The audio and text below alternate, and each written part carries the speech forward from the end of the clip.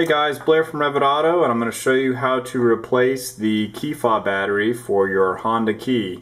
The first thing you'll do is take it off the key ring so that you can access the battery. Then you'll flip it over to the back side, which has no buttons on it, and you'll see that there's a small little Phillips head screwdriver, and you'll need a really small screwdriver to be able to get into that. So we'll just go ahead and press down and break that guy loose.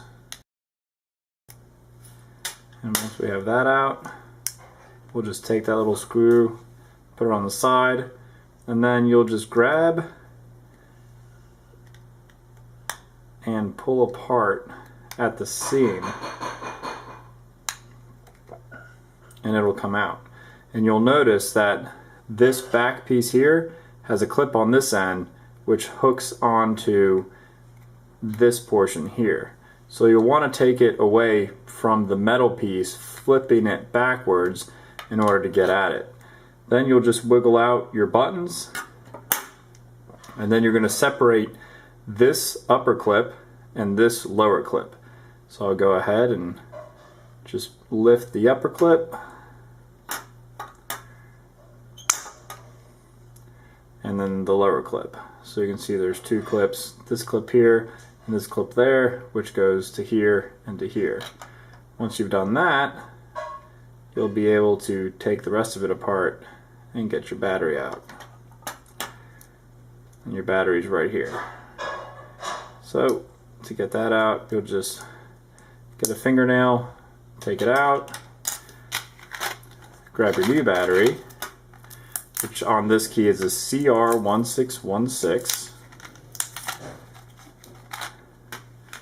We'll go ahead and put it in so that the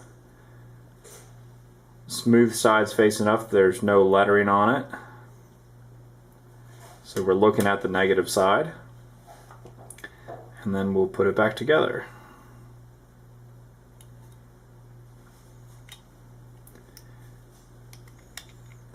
This can only go back together one way, so you can't really do it wrong.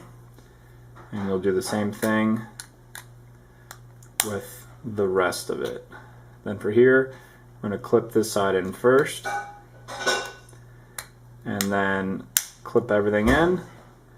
You'll grab your little Phillips head screwdriver and your little Phillips head screw, put it in place,